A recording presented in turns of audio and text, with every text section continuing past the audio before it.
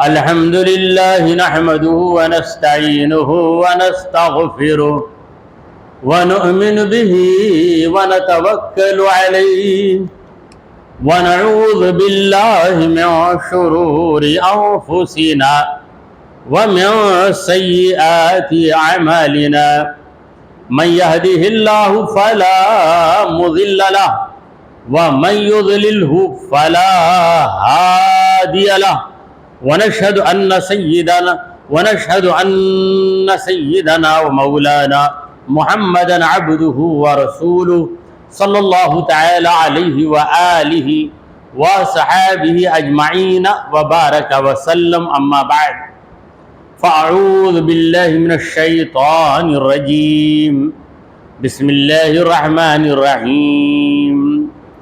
لقد من الله على المؤمنين إذ بعث فيهم رسولا من أنفسهم يتلو عليهم آياته ويزكيهم ويعلمهم الكتاب والحكمة وإن كانوا من قبل لفي ضلال مبين. صدق اللہ مولانا العظیم. حاضرین محفل، السلام علیکم ورحمۃ اللہ وبرکاتہ. اللہ رب العزت جل جلالہ عم نوالہ کی ہم پر بے پناہ مہربانی ہے کہ اس نے ہمیں آقائے نامدار احمد مختار مدنی تاجدار دونوں جہاں کے سردار حضرت محمد مصطفیٰ رسول خدا صلی اللہ تعالی علیہ وآلہ وسلم کی بابرکت امت میں پیدا فرمایا. سامعین کرام، سرکار دو عالم صلی اللہ تعالی علیہ وآلہ وسلم کے جو ہم امتی بنے ہیں اور حضور اکرم صلی اللہ علیہ وسلم ہمارے رسول ہیں، یہ اللہ کی بہت بڑی نعمت ہے. اتنی بڑی نعمت ہے کہ اس سے بڑی کوئی نعمت ہی نہیں. دیکھیے، حضور اکرم صلی اللہ علیہ وسلم کی ہستی ایسی ہے کہ ادھر اللہ سے واصل، ادھر بندوں میں بھی شامل. اللہ سے ایسے ملے ہوئے ہیں کہ حضور سے بڑھ کر کوئی اللہ کی عبادت میں مصروف نہیں رہا، اور اللہ کے بندوں کی اتنی خبر گیری کرتے ہیں کہ حضور اکرم صلی اللہ علیہ وسلم سے بڑھ کر کوئی خدا کے بندوں کی خبر گیری کرنے والا نہیں. ادھر اللہ سے واصل، ادھر بندوں میں ہے شاغل. دیکھیے، سرکار دو عالم صلی اللہ علیہ وسلم نبی ہیں. کس کے نبی ہیں؟ اللہ کے نبی ہیں، مگر اسی وقت ہمارے بھی نبی ہیں. ہم درود میں کیا پڑھتے ہیں؟ اللہم صلی علی سیدنا و نبینا. اے اللہ درود بھیج ہمارے سردار پر، و نبینا ہمارے نبی پر. نبی اللہ بھی ہیں، نبینا بھی ہیں. نبی اللہ محمد، اللہ کے نبی محمد ہیں، اسی وقت نبینا محمد، ہمارے نبی بھی محمد. یعنی پروردگار عالم نے کہا کہ اے میرے بندو، یہ میرا محبوب ہے، تمہارا بھی محبوب ہے. یہ میرا نبی ہے، تمہارا بھی نبی ہے. میرا نبی اس طرح کہ مجھ سے خبریں لینے والا، اور تمہارا نبی اس طرح کہ تم کو خبریں دینے والا.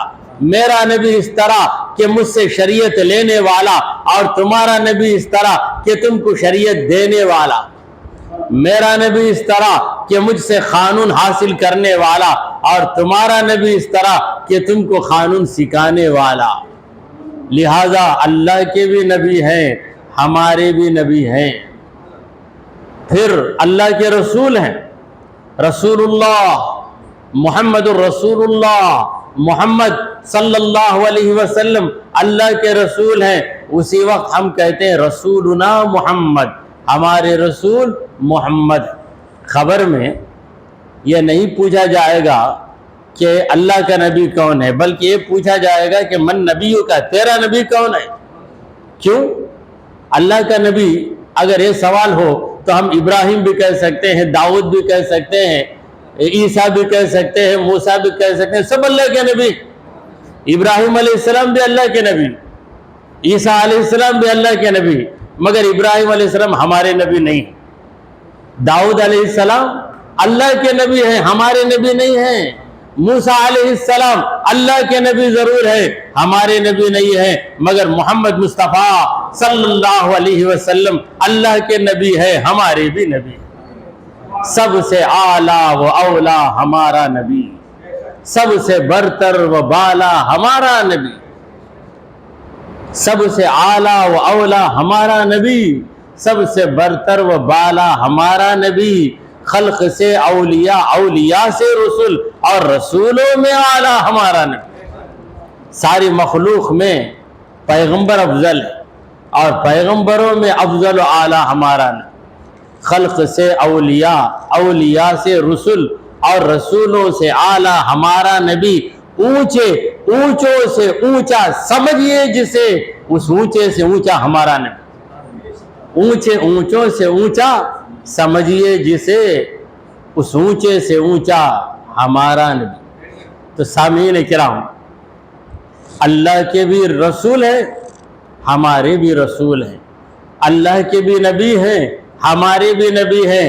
دیگر انبیاء کے بارے میں ہم یہی کہیں گے کہ وہ اللہ کے نبی ہیں۔ ابراہیم علیہ السلام کس کے نبی؟ اللہ کے نبی۔ کیا آپ کے نبی ہے ابراہیم علیہ السلام؟ ہم کہیں گے نہیں بھائی، اگر کہہ دیں گے تو ہم ان کی امتی بن جائیں گے۔ داؤد علیہ السلام اللہ کے نبی ہیں؟ ہاں اللہ کے نبی ہیں۔ آپ کے نبی ہیں؟ نہیں، ہمارے نبی نہیں ہیں۔ محمد صلی اللہ علیہ وسلم اللہ کے نبی ہیں؟ ہاں اللہ کے نبی ہیں۔ کیا آپ کے نبی؟ یقیناً ہمارے بھی نبی ہیں، ہمارے بھی رسول ہیں، اور حبیب، اللہ کے بھی حبیب ہیں، ہمارے بھی حبیب ہیں۔ اسی لیے ہم درود میں پڑھ لیتے ہیں اللہم صلی علی سیدنا و نبینا و حبیبنا و شفیعنا، کیا کیا پڑھ لیتے ہیں، اور سب کچھ پڑھنے کی اجازت بھی ہے، ہم کو اجازت بھی ہے۔ ہمارا نبی کہو، ہمارا رسول کہو، ہمارے حبیب کہو، اللہ کے حبیب ہوتے ہوئے ہمارے بھی حبیب ہے۔ یہ ہے نبی کریم صلی اللہ علیہ وسلم کی شان۔ میدان محشر میں اللہ کو بھی خوش کریں گے، امتیوں کو بھی خوش کریں گے۔ اللہ کو کیسے خوش کریں گے؟ سجدے میں گر کر، تڑپ تڑپ کر، اللہ کی تعریف کر کر کے اللہ کو راضی کریں گے، پھر اللہ کی بارگاہ میں شفاعت کر کر کے اپنی امت کو بھی راضی کریں گے، اللہ کو بھی راضی کریں گے، اپنے غلاموں کو بھی راضی کریں گے۔ تو حضور اللہ کے بھی نبی، ہمارے بھی نبی، اللہ کے رسول، ہمارے رسول، اللہ کے حبیب، ہمارے حبیب۔ اسی طرح حضور اکرم صلی اللہ علیہ وسلم کو شفیع اللہ بھی کہہ سکتے ہیں، اور شفیعنا بھی کہہ سکتے ہیں۔ شفیعنا ہماری شفاعت کرنے والے، شفیع اللہ کا مطلب اللہ کی طرف سے شفاعت کے لیے مقرر ہونے والے، اللہ کی طرف سے شفاعت کے لیے مقرر ہونے والے۔ سرکار دو عالم صلی اللہ علیہ وسلم نے فرمایا انا اول شافع و اول مشفع، سب سے پہلے شفاعت کرنے والا میں ہی ہوں، مجھ سے پہلے کسی میں شفاعت کرنے کی ہمت نہیں ہوگی۔ انبیاء کرام ہوں گے، اور انبیاء کرام یہی کہیں گے کہ نفسی نفسی اذهبوا الی غیری، نفسی نفسی، کیا مطلب نفسی نفسی؟ ارے مجھے میری پریشانی ہے، مجھے میری پریشانی ہے، اذهبوا الی غیری، مجھے چھوڑو کسی اور کے پاس جاؤ، گو ٹو اندر پرسن، میں میری پریشانی میں ہوں، میں میرے ٹینشن میں ہوں، تم کسی اور کے پاس جاؤ۔ جب سرکار دو عالم صلی اللہ علیہ وسلم کے پاس آئیں گے تو جواب ہی الگ ہوگا، یہاں نفسی نفسی نہیں ہوگا، بلکہ امتی امتی ہوگا۔ سرکار دو عالم صلی اللہ علیہ وسلم فرمائیں گے انا لہا، میں اسی کام کے لیے ہوں، شفاعت کے لیے تم مجھ سے گزارش کر رہے ہو، میں ہوں ہی اسی کام کے لیے، اگر میں شفاعت نہ کروں تو پھر کرے گا کون؟ جب شفاعت کا دروازہ سرکار دو عالم صلی اللہ علیہ وسلم کھول دیں گے، اس کے بعد دیگر نبیوں کو شفاعت کرنے کی اجازت بھی ملے گی اور شفاعت کرنے کی انہیں ہمت بھی آ جائے گی۔ پھر نبیوں کے بعد علماء کرام، پھر شہداء کرام، یکے بعد دیگر اپنے اپنے درجے کے مطابق شفاعت کریں گے، یہاں تک کہ ایک نیک انسان جا رہا ہوگا، پیچھے سے گنہگار آ کے کہے گا کہ بھائی میری سفارش کر، وہ کہے گا مجھے ایک آدمی کی سفارش کرنے کا ہی پاور ہے، صرف ایک آدمی کو میں کر سکتا ہوں، تو میری کر دے، ذرا یاد کر ایک بار تو بہت پیاسا تھا، میں نے تجھے پانی پلایا، تو اسے یاد آ جائے گا، ہاں تو ایک بار مجھے پانی پلایا تھا، تو مجھ پر احسان کیا تھا، اب اللہ تعالیٰ مجھے ایک آدمی کی سفارش کہا گیا، اس کا درجہ اتنا ہی ہے۔ سرکار دو عالم صلی اللہ علیہ وسلم کی شفاعت لامحدود، حضور جتنوں کی چاہے شفاعت کرتے جائیں، آپ روتے جائیں گے سب کو ہنساتے جائیں گے، آپ روتے جائیں گے سب کو ہنساتے جائیں گے، یہ شان ہوگی ہمارے نبی کریم صلی اللہ علیہ وسلم۔ تو یہ پیالہ پانی پلا دیا تو اس دن معلوم ہو جائے گا کہ یہ اتنے آدمی کی شفاعت کر سکتا ہے، وہ اتنے کی کر سکتا ہے۔ جب اسے پتہ چلے گا دنیا کا وہ واقعہ یاد آئے گا۔ یہ جو میں باتیں کہہ رہا ہوں یہ حدیثوں کا مضمون ہے۔ وہ دوڑ کے آگے کہے گا کہ بھائی میں تجھے پانی پلایا تھا اس لیے میری سفارش کر دے، بس ایک کی میں کر سکتا ہوں، جا تیری کر دیتا ہوں۔ اللہ کی بارگاہ میں سفارش کرے گا، اس کو چھٹکارا مل جائے گا۔ تو اسی لیے کہتے ہیں کہ تم نیک ہو اس کی گارنٹی نہیں ہے، کسی نیک کی خدمت کر، یعنی ہم نیک رہیں مگر ہم نیک ہونے کا دعویٰ کبھی نہ کریں۔ کسی بھی نیک انسان کو دیکھیں تو اس کی خدمت کو غنیمت جانیں، شاید کہ اس کی خدمت ہمارے کام آ جائے۔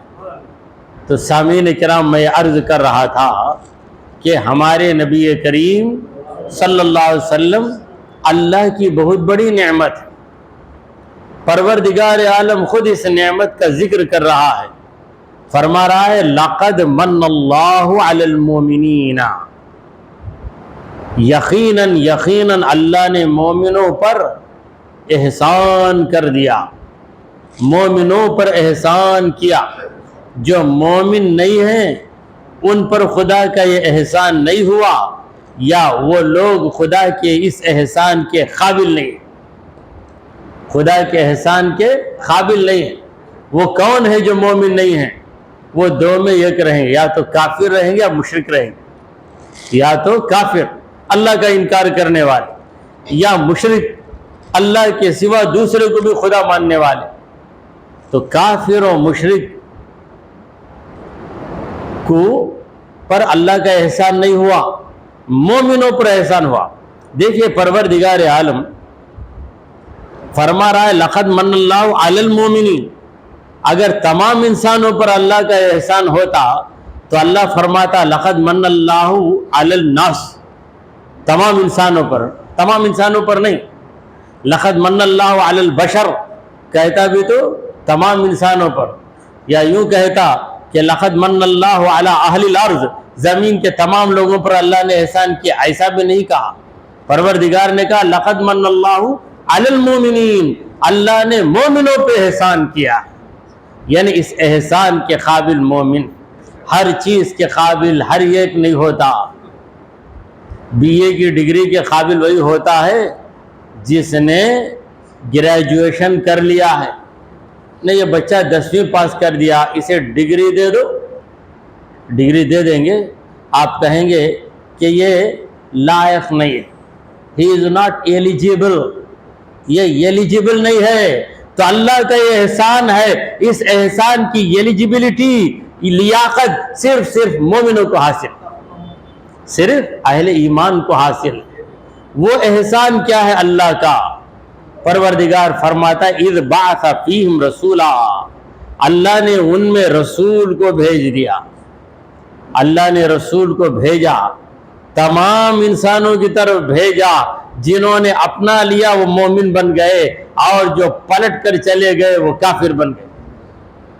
تو رسول کریم صلی اللہ تعالی علیہ وآلہ وسلم معیار ہے، حضور کو پہچاننا ہے، حضور اکرم صلی اللہ علیہ وسلم معیار ہے، مومن کو پہچاننا ہے تو دیکھنا ہے کہ اسے نبی کریم صلی اللہ علیہ وسلم سے نسبت ہے یا نہیں، تعلق ہے یا نہیں، نبی کا چاہنے والا مومن ہے، نبی سے نفرت کرنے والا کافر ہے، بھلے وہ کچھ بھی رہے کیسا بھی رہے، اگر محمد مصطفیٰ صلی اللہ علیہ وسلم کی چاہت اس کے دل میں نہیں ہے تو ایمان اس کی قسمت میں نہیں ہے، جنت اس کی قسمت میں نہیں ہے۔ عشق احمد نہیں جس کے دل میں، عشق احمد نہیں جس کے دل میں، اس کی قسمت میں جنت نہیں ہے۔ وہ بھی دل کوئی دل ہے کہ جس میں، وہ بھی دل کوئی دل ہے کہ جس میں میرے آقا کی الفت نہیں ہے۔ آقا کی الفت نہیں ہے تو وہ دل کہلانے کے قابل ہی نہیں، وہ دل ہی نہیں ہے، وہ تو پتھر ہے جس میں رسول کریم صلی اللہ علیہ وسلم کی چاہت نہ۔ تو پروردگار عالم نے بالکل واضح کر دیا، کلیئر کر دیا کہ دیکھو اللہ نے مومنوں پہ بہت بڑا احسان کیا، اور وہ احسان یہ ہے کہ ان کو رسول سے ملا دیا، رسول کی امت میں ان کو شامل کر دیا، رسول کی رسالت پر ایمان لانے کی انہیں توفیق دے دی۔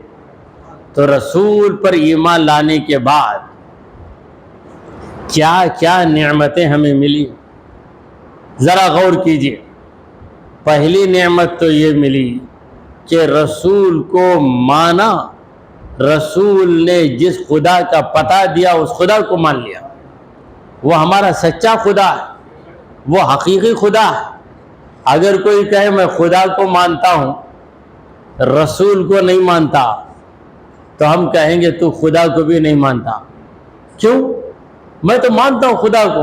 ارے جس خدا کا پتہ نبی نے دیا وہ صحیح خدا، اور جس خدا کے بارے میں تو دماغ میں سوچ لیا ہے وہ تیرے دماغ کا بنایا ہوا خدا ہے، وہ حقیقی خدا نہیں ہے۔ حقیقی خدا تو وہ ہے جس کا پتہ محمد رسول اللہ صلی اللہ علیہ وسلم نے دیا ہے۔ تو حضرات گرامی، حضور اکرم صلی اللہ علیہ وسلم کی نسبت تعلق صحابہ کرام نے سرکار دو عالم صلی اللہ علیہ وسلم کو دیکھا تو سب سے پہلے حضور کی سچائی پر ایمان لائے، پھر حضور نے جو کلمہ سکھایا اس کلمے کو مان لیا۔ حضرت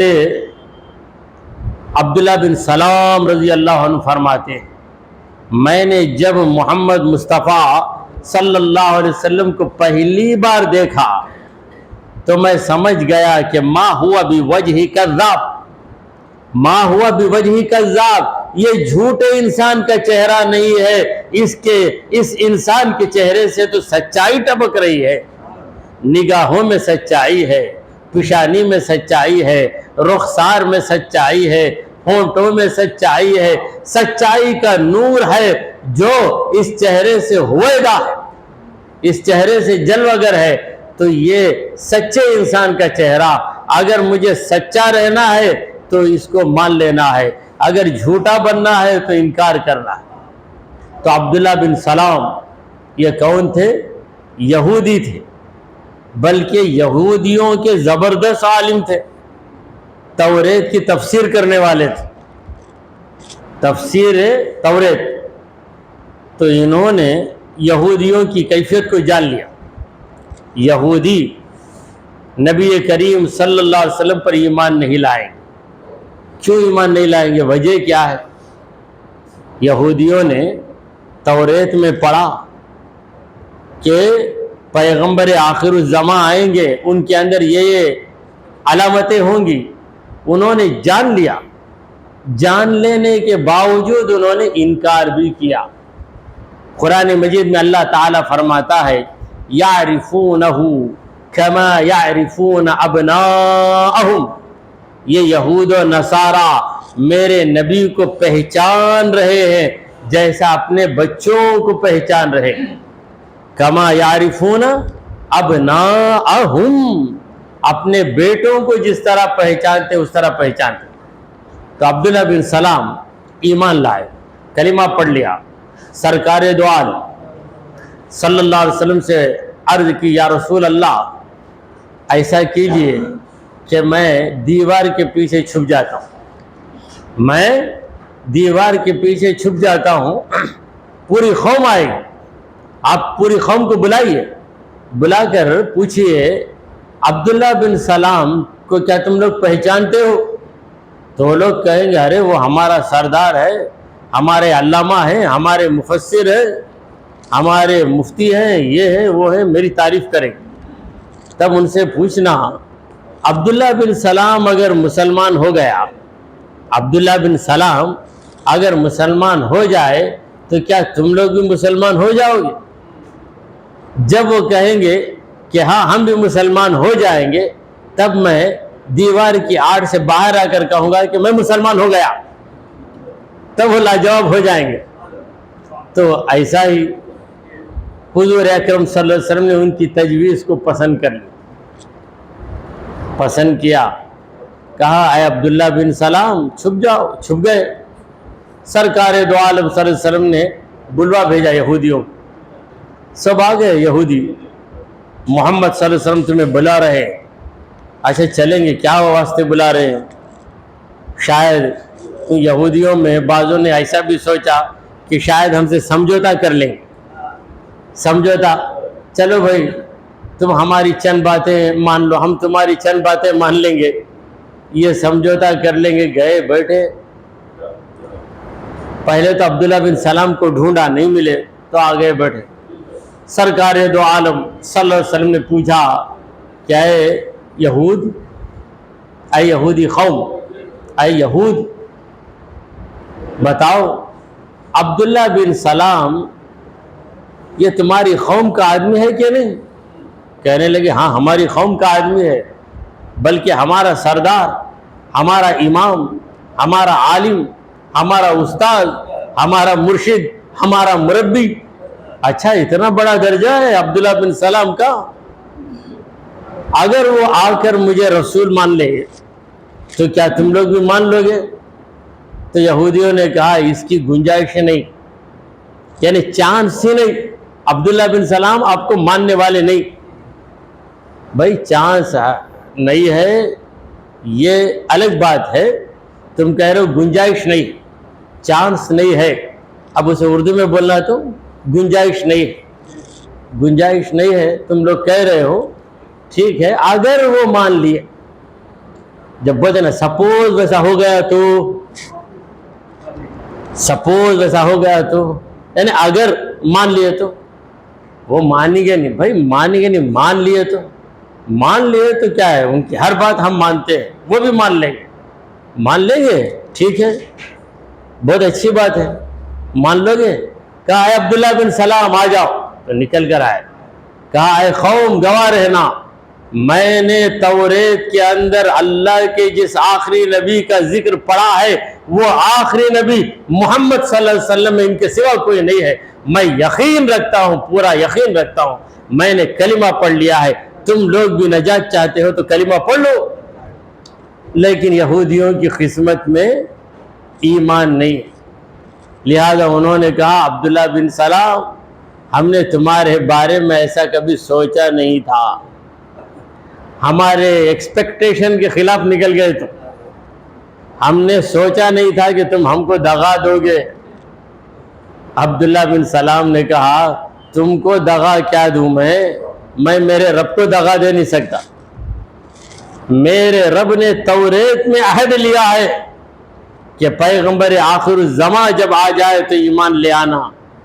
میں نے دیکھا، پوری توجہ کے ساتھ دیکھا، تو توریت کے اندر نبی آخر الزمان کی جو نشانیاں بتائی گئی ہیں وہ ساری نشانیاں 100% 100% 100% محمد مصطفیٰ صلی اللہ علیہ وسلم کے اندر موجود ہے، لہٰذا میں اپنی آخرت کو برباد کرنا نہیں چاہتا، میں مسلمان ہو گیا۔ تم بھی اگر مسلمان ہو جاؤ تو بچ جاؤ گے جہنم سے، چلے جاؤ گے جنت میں، مگر وہ قوم تھی ایمان نہیں لائی۔ عبداللہ بن سلام کو گالی گلوچ دینے لگے، عبداللہ بن سلام پر الزامات لگانے لگے۔ کیا الزامات؟ کچھ ہو گیا ہے، کچھ لے لیا، جیسے زمان میں بولتے نا سم تھنگ چل گیا بھائی اس کے ہاتھ میں، سم تھنگ چلے گا، کچھ ہو گیا، تو اس طرح کے الزامات لگانے لگے۔ مگر عبداللہ بن سلام نے ان کی پرواہ نہیں کی، کہنے لگے دیکھو ہم تم کو سردار مانتے ہیں، ہم تم کو کتنا بڑا درجہ دیتے ہیں، ہم تم کو کتنے بھاری بھاری ہدیے دیتے ہیں، تحفے دیتے ہیں۔ انہوں نے کہا میں نے سب کو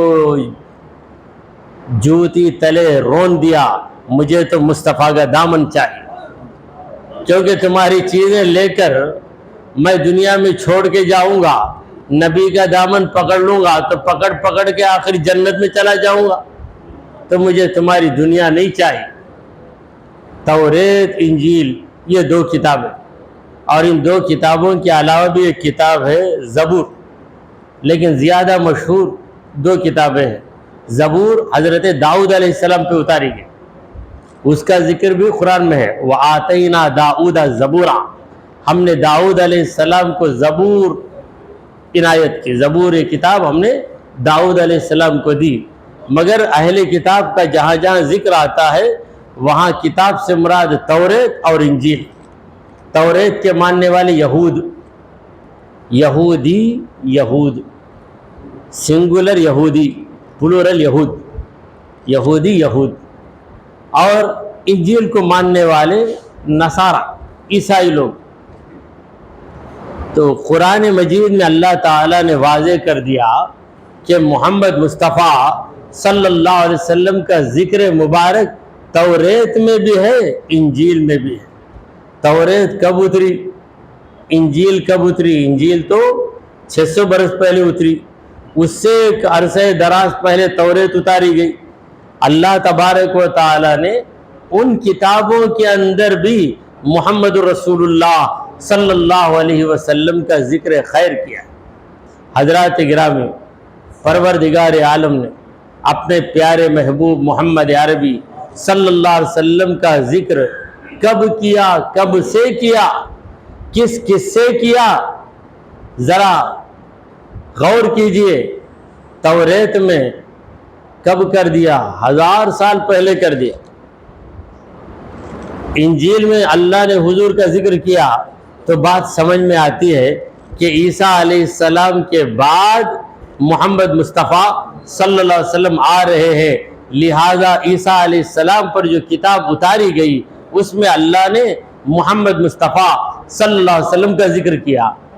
توریت میں کیوں کیا؟ کیونکہ توریت کے بعد کئی انبیاء آئیں گے، زکریا علیہ السلام ہے، یحییٰ علیہ السلام ہے، داؤد علیہ السلام ہے، کتنے انبیاء آئے موسیٰ علیہ السلام کے بعد۔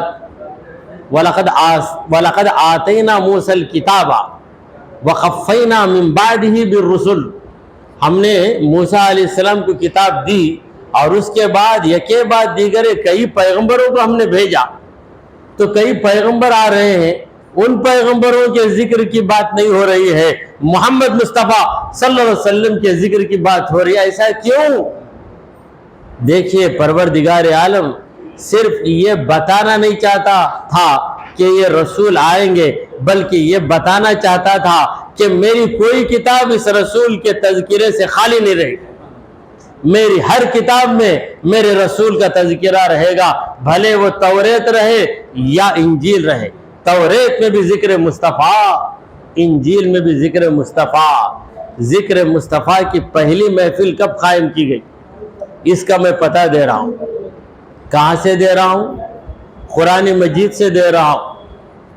قرآن مجید میں اللہ تعالیٰ فرماتا ہے وَإِذْ أَخَذَ اللَّهُ مِيثَاقَ النَّبِيِّينَ لَمَا آتَيْتُكُم مِّن كِتَابٍ وَحِكْمَةٍ ثم جاءکم رسول مصدق لما معکم لتؤمنن به ولتنصرنہ، یہ قرآن کی آیت ہے۔ پروردگار فرماتا ہے وَإِذْ أَخَذَ اللَّهُ مِيثَاقَ النَّبِيِّينَ، جب اللہ تبارک و تعالی نے تمام نبیوں سے عہد لیا، پرامس لیا، اوت لیا، عہد لیا۔ کیا عہد لیا؟ کیا عہد لیا یہ بعد میں جانیں گے۔ کب عہد لیا؟ یہ کہ ایک نبی سے اس نبی کے زمانے میں نہیں، میثاق النبی نا، تمام نبیوں کو اکٹھا کر دیا۔ تو اس دنیا کے پیدا ہونے سے پہلے یہ دنیا، اسے کہتے ہیں دنیا آب و گل، یعنی پانی اور مٹی کی دنیا۔ اسے کہتے ہیں دنیا رنگ و بو، رنگ کی دنیا، بو یعنی باس کی دنیا۔ اچھی باس یا بری باس کچھ تو آتی ہے، یہاں پر کچھ نہ کچھ رنگ ہے ہر چیز کا، تو اس لیے اس دنیا کا نام کیا ہے؟ دنیا رنگ و بو یا دنیا آب و گل۔ تو یہ دنیا بنانے سے پہلے پروردگار عالم نے ہم کو رکھا تھا ایک عالم میں۔ اس عالم کا نام کیا ہے؟ عالم ارواح، روحوں کا عالم۔ یہاں آ کر ہم اس عالم کو بھول گئے، یاد نہیں ہے۔ عالم ارواح یاد رہنا تو بہت بڑی بات ہے۔ ہم 1 سال کے بچے تھے، 6 مہینے کے بچے تھے، اس وقت ہم نے کیا کیا کیا ہمیں یاد ہے؟ یاد نہیں۔ تب سنیے، عالم ارواح میں اللہ تبارک و تعالی نے تمام پیغمبروں کی روحوں کو جمع کر دیا، سارے پیغمبر سوائے ایک پیغمبر کی۔ وہ کون ہے؟ محمد مصطفیٰ صلی اللہ علیہ وسلم۔ دیکھیے صف کے اندر سارے مقتدی کھڑے ہو جاتے ہیں، لیکن امام صف میں نہیں کھڑتا، صفوں کے آگے کھڑتا ہے۔ امام صفوں کے آگے کھڑتا ہے، امام کے پیچھے صفیں کھڑی ہو جاتی ہیں۔ تو معراج کی رات محمد مصطفیٰ صلی اللہ علیہ وسلم کسی صف میں نہیں تھے، تمام صفوں سے آگے تھے، حضور کے پیچھے نبیوں نے صفیں بنا لی تھی۔ اور وہ واقعہ جو ہوا معراج کا، وہ عالم اجسام ہے، جسم بنا دیے گئے۔ جسموں کے بنانے سے پہلے جو عالم تھا، جو کائنات تھی، وہ عالم ارواح، روحوں کا عالم، یونیورس آف سولز، صرف روحوں کا عالم تھا۔ تو ساری روحیں آ گئیں پیغمبروں کی۔ پھر اللہ نے محمد مصطفیٰ صلی اللہ علیہ وسلم کی روح پاک کو حاضر کیا۔ حضور کی روح کو ہی کہتے ہیں نور مصطفیٰ۔ روح کہو یا نور کہو، دونوں ایک ہی ہیں۔ اللہ نے نبی کے نور کو پیدا کیا۔ کیا مطلب؟ نبی کی روح کو پیدا کیا، اس روح میں ایسی نورانیت تھی کہ اسے روح کہنے کے بجائے نور کہہ دیتے۔ تو حضور اکرم صلی اللہ علیہ وسلم کی روح مبارک آئی تو تمام نبیوں نے اللہ سے عرض کیا۔ شاید کوئی سوچ سکتا ہے کہ روایت کہاں ہے، تو میں عرض کرتا ہوں کہ امام بیہقی کی کتاب ہے دلائل النبوہ، معتبر کتاب۔ امام کا نام کیا ہے؟ امام بیہقی۔ کتاب کا نام ہے دلائل النبوہ، اس میں آپ دیکھ سکتے ہیں۔ تو جب سرکار دو عالم صلی اللہ علیہ وسلم کی روح مبارک آئی تو ہوا کیا؟ تمام نبیوں کی روحوں کی چمک غائب ہو گئی، تمام نبیوں کی روحوں کی چمک غائب ہو گئی۔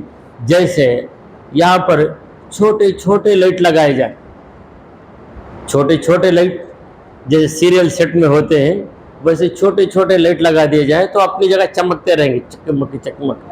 اچانک مرکیوری لیمپ آیا، مرکیوری لائٹ آتے ہیں، یہ لوگ چمکتے تو رہیں گے، پھر نظر بھی نہیں آئیں گے، نظر نہیں آئیں گے۔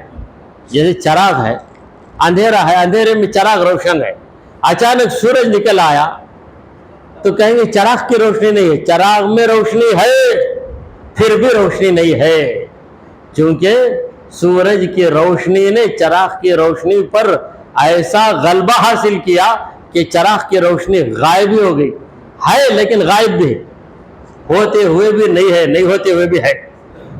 تو تمام نبیوں کی روحیں اگرچہ کہ نورانیت والی تھیں، نور مصطفیٰ کے مقابلے میں ان کے سارے انوار غائب ہو گئے۔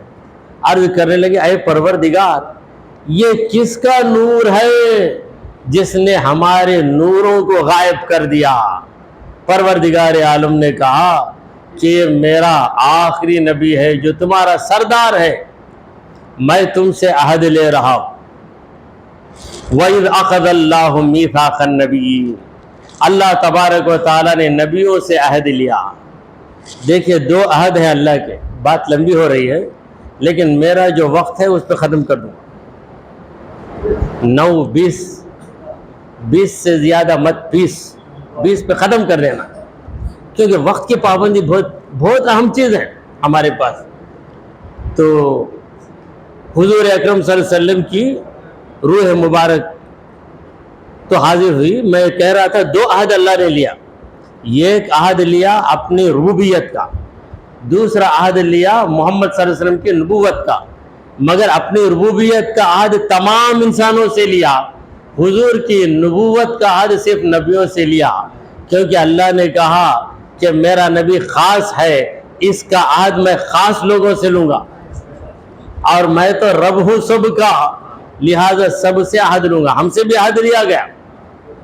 اللہ تعالیٰ فرماتا ہے وَإِذْ أَخَذَ رَبُّكَ مِنْ بَنِي آدَمَ مِنْ ظُهُورِهِمْ ذُرِّيَّتَهُمْ وَأَشْهَدَهُمْ عَلَىٰ أَنفُسِهِمْ أَلَسْتُ بِرَبِّكُمْ، اللہ تبارک و تعالیٰ نے آدم علیہ السلام اور ان کی ساری اولاد کی روحوں کو حاضر کیا اور پوچھا أَلَسْتُ بِرَبِّكُمْ، کیا میں تمہارا رب نہیں ہوں؟ قَالُوا بَلَىٰ، سب نے کہا کیوں نہیں، کیوں نہیں۔ بلا کا معنی کیا ہے؟ کیوں نہیں، why not، کیوں نہیں، یقیناً تو ہمارا رب ہے۔ تو وہاں کہا بلا، یہاں آ کے کیا ہو گئے؟ بلا میں پھنس گئے، دنیا کی بلا میں پھنس گئے، پھنس کر وہ جو بلا کا جو جواب نکلا تھا وہ جواب ہمارے دلوں میں بھی نہیں ہے، دماغوں میں بھی نہیں ہے، مگر حضرت علی کہتے تھے کہ مجھے وہ جواب یاد ہے۔ اولیاء کرام میں بایزید بستامی کہتے تھے کہ مجھے وہ جواب یاد ہے، کیونکہ ان کے اندر وہ نورانیت تھی جو ہمارے اندر نہیں ہے۔ تو بہرحال یہ جو عہد ہے نبیوں کا، سرکار دو عالم صلی اللہ علیہ وسلم کو حاضر کر کے اللہ نے کہا لما آتیتکم من کتاب و حکمہ، جب میں تمہیں کتاب دے دوں گا، حکمت دے دوں گا۔ پیغمبروں سے اللہ کہہ رہا ہے، اور میں جو پڑھ کے سنا رہا ہوں عربی میں، یہ کسی کتاب کی روایت ہے، قرآن مجید کی آیت ہے، قرآن کی آیت ہے۔ میں تمہیں کتاب دوں گا، حکمت دوں گا۔ ثم جاءکم رسول، پھر تمہارے پاس یہ رسول آئے گا، مصدق لما معکم، اور یہ رسول تمہارے نبی ہونے کی تصدیق کرے گا۔ جب یہ رسول تمہارے زمانے میں آ جائے، اگر آ جائے تمہارے زمانے میں، تو تم کو کیا کرنا پڑے گا؟ لَتُؤْمِنُنَّ بِهِ وَلَتَنْصُرُنَّ، ضرور اس نبی پر ایمان لے آنا اور اس نبی کی مدد کرنا۔ قال اقررتم، اللہ نے پوچھا اے پیغمبر اقررتم، کیا تم لوگوں نے اقرار کر لیا؟ کیا تم لوگوں نے مان لیا؟ قالوا، پیغمبروں نے کہا اقررنا، ہم نے اقرار کیا، ہم نے اقرار کیا۔ تو ذکر مصطفیٰ کی پہلی محفل سجائی گئی، اور اس محفل میں شریک ہونے والے نبیوں کی روحیں تھیں، اور محفل کو سجانے والا پروردگار عالم تھا۔ تو یہ ہے ذکر مصطفیٰ کی محفل، وہ اعلیٰ درجے کی محفل، اور اس محفل کا ایک چھوٹا سا نقشہ ہے ہماری یہ محفل۔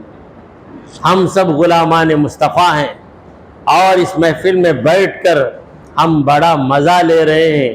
کیا مزہ لے رہے ہیں؟